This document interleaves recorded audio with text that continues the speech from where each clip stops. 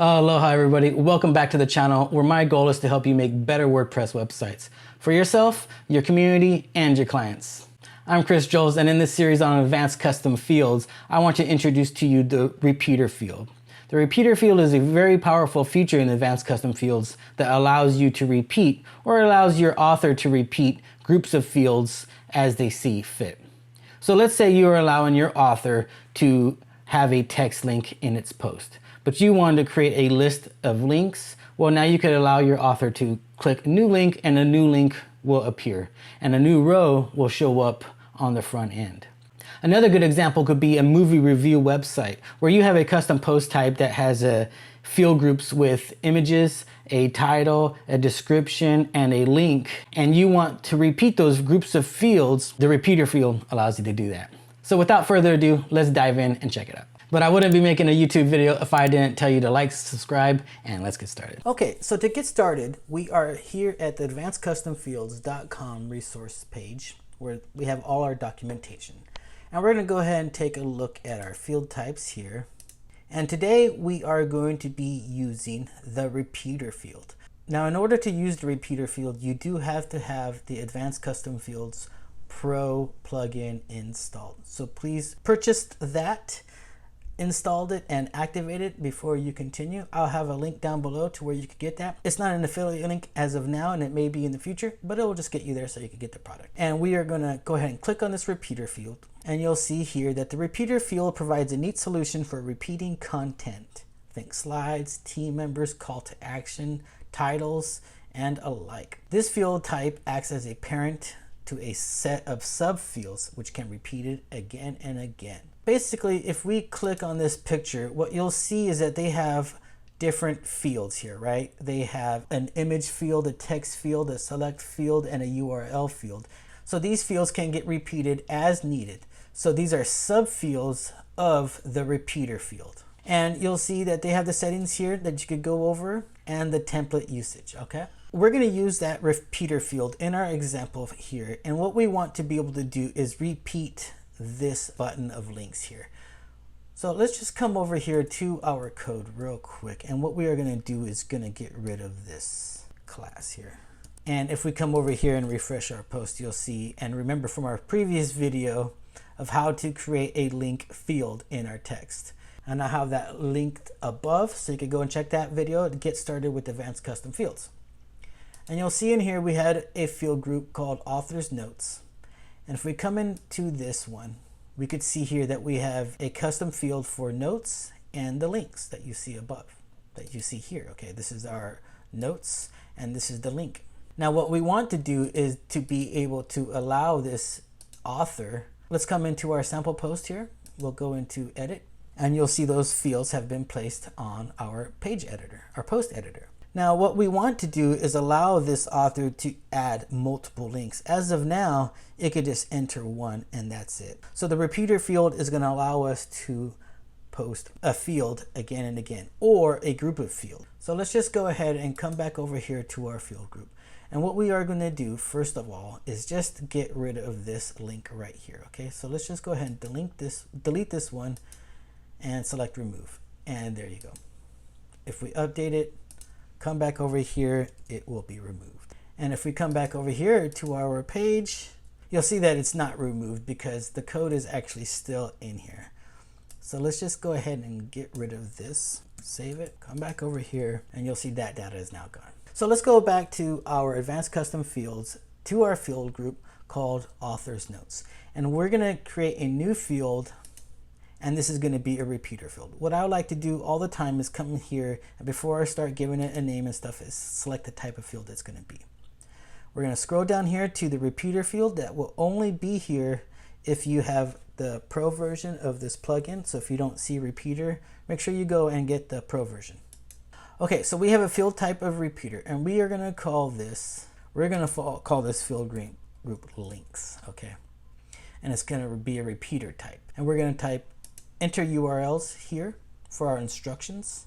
We're not going to make this required because, again, if we make this required and the author doesn't add any links, then they won't be able to publish this post if required is selected. Okay, so we are going to make our first URL link. And when we create new fields here within our repeater field, they become subfields. So we created a new field called links that is a repeater field.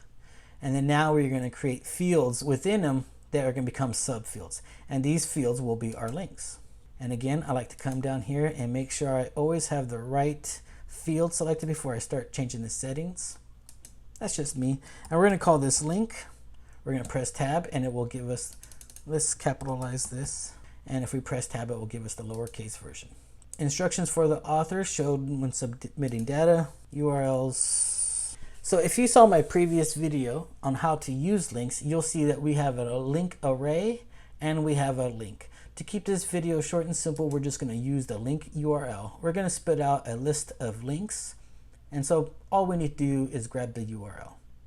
We're not going to use any conditional logic. We're going to keep everything here the same. So we're going to go ahead and close this field here. So now we have a repeater field with links inside of it right here. If we wanted to add more fields, we could add text fields, image fields, and that repeater will repeat these fields again and again. We'll see that in a second here. Here you could select different options for this repeater field. Okay, you could select a subfield to show when row is collapsed. So we want to show this subfield that's called link. We could have minimum rows. So if you want to make sure that your author selects at least one row, then you would enter that here. If you want to make sure they only have so many of these rows repeated, you could do a maximum here. So let's just set it to 0 and 0. We want our layout to be a row. And then we want the button label. When this author goes to create another link, what do you want your label to say? What do you want your button to say? And we could say here, instead of add row, so here we're going to do add URL.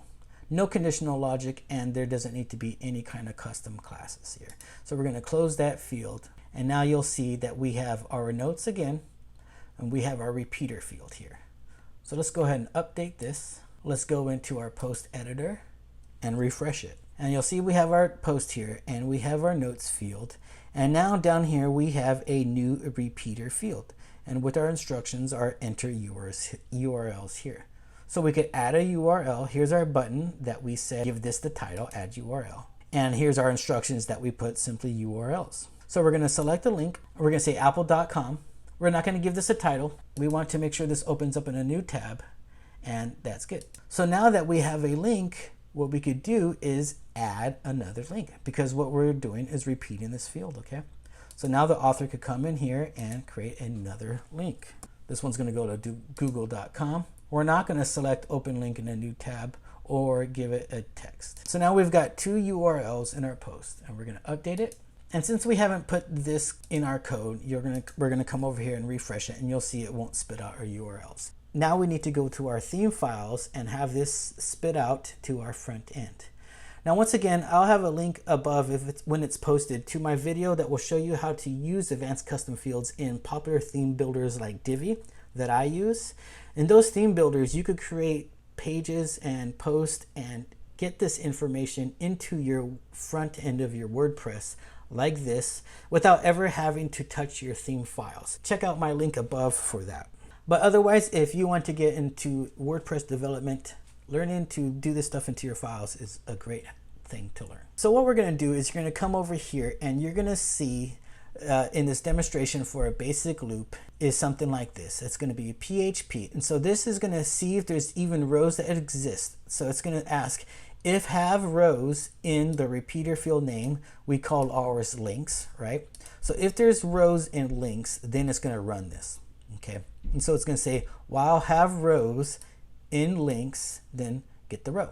Then it's going to spit out the sub value of that row, which is the sub field that we called link. You don't necessarily have to copy and paste this right into there. They just give you examples on how to do this. And once you start getting into more and more fields and into your repeater, it gets a little bit more complicated. What we're going to do is just a basic code to get your repeater to show this link. So here's our text editor and we have our notes here. And so we're going to go ahead and give ourselves some room here. We want this to be within the same div as these other ones. I'm going to paste in some code I have here and let's just clean it up a little bit. I have this div that I don't need here, so I'm going to delete that one. Give it some space here.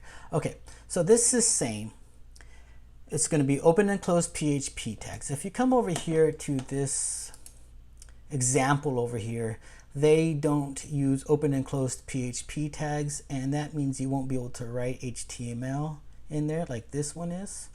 So while there's different ways to write the code, this is the way I will use it for simplicity.